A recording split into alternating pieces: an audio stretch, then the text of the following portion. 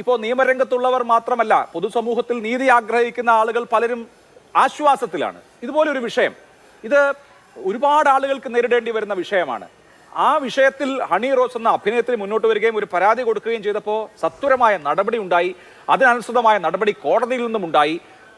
എത്ര കുബേരനും നിയമം വിട്ട് കളിച്ചാൽ അഴിയെണ്ണേണ്ടി വരുമെന്നൊരു സൂചന വരുന്നുണ്ട് എങ്കിൽ അത് മാർജിനലൈസ്ഡായ, അത്ര പണമില്ലാത്ത സാധാരണക്കാരായ ഒരുപാട് മനുഷ്യരെ സംബന്ധിച്ച് ആശ്വാസകരമാവുമെന്ന് തോന്നുന്നു.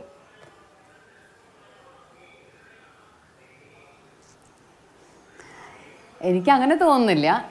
എനിക്ക് തോന്നുന്നൊരു സംഗതി, ഒരു ചെറിയ ഡെറ്ററൻ്റ് ഇഫക്റ്റ് ഉണ്ട് ഈ ചെറുപ്പക്കാരുടെ ഇടയിലും. കുറച്ച് സിസ്റ്റത്തെക്കുറിച്ചുള്ള അറിവില്ലാത്ത ആളുകളുടെ ഇടയിലൊക്കെ ഒരു വിചാരമുണ്ട്, എൻ്റെ കയ്യിൽ കുറച്ച് പൈസ ഉണ്ടെങ്കിൽ, വക്കീലുണ്ടെങ്കിൽ, പോലീസുകാരെ സ്വാധീനിക്കാൻ കഴിഞ്ഞാൽ ആരുമൊന്നും പിടിക്കപ്പെടില്ല എന്ന്. അതിനെ സഹായിക്കുന്ന കുറേ സംഗതികളാണ് ദിലീപിൻ്റെ കേസിലൊക്കെ നമ്മൾ കണ്ടതും.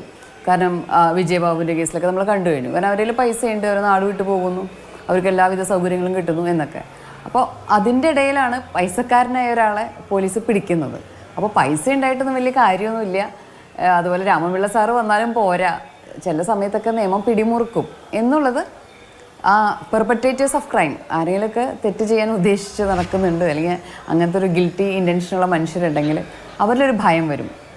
അതാണ് ഒരു പ്രത്യേകത. കാരണം ഇപ്പം നമുക്കറിയാവുന്ന കാര്യമാണ്, ഈ ചില സമയത്തൊക്കെ ഏതോ റീലിലൊക്കെ കണ്ടിട്ടുണ്ട്, ഈ താരസംഘടനയിലൊക്കെ ഇരിക്കുന്ന ആൾക്കാർ പല ഗോഷ്ഠികളും കാണിക്കുന്നത്, അശ്ലീല ഗോഷ്ഠികൾ. അത് പക്ഷെ അവരുടെ അവിടേക്ക് ക്യാമറ കൊണ്ട് വെച്ചിട്ടല്ലേയും ചോദിക്കും. പക്ഷെ അതൊരു പൊതു ഇടാണ്. പിന്നെ അവർ താരങ്ങളാണ്, അവരിലേക്ക് ക്യാമറ വരും എന്നുള്ള കാര്യം ഉറപ്പാണ്. അപ്പോൾ അവർക്കൊക്കെ ഇനി അങ്ങനത്തെ ഗോഷ്ഠികളൊക്കെ കാണിക്കാൻ വലിയ ധൈര്യം ഉണ്ടാവില്ല.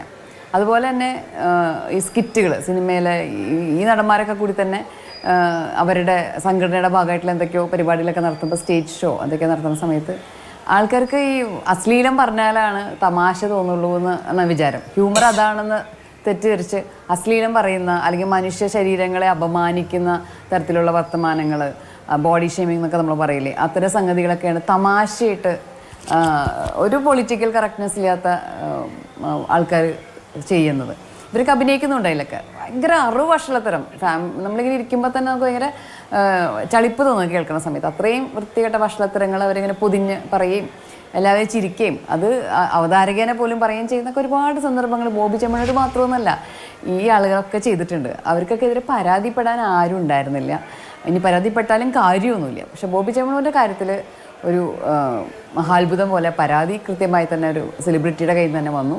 അതുപോലെ തന്നെ പരാതി ബോബി ചെമ്മണ്ണൂരിൻ്റെ സെലിബ്രിറ്റി, ഇപ്പം രണ്ടുപേരുടെയും ഈ ഒരു സംഗതി കാരണം കൊണ്ട് ഈ പരാതിക്കാരി കൊടുത്ത കേസ് ഉണ്ടല്ലോ, അവരുടെ അതിന് മുന്നത്തെ കേസ്, ഇവരുടെ കമൻസ് വന്ന ആളുകൾക്കെതിരെ കൊടുത്ത കേസ്, അപ്പോൾ തന്നെ നമ്മുടെ ഉള്ളൊരു സംശയം വന്നില്ലേ, എന്ത് കമൻസ് വന്നവരുടെ പേരിൽ മാത്രമേ ഉള്ളൂ ക്രൈം എടുക്കൽ, അപ്പോൾ എന്താ ഈ ബിസിനസ് മാഗ്നറ്റിനെ എന്താ പിടിക്കാത്തതെന്ന് എല്ലാവരും ഉള്ളൊരു ചോദ്യം വന്നിട്ടുണ്ട്.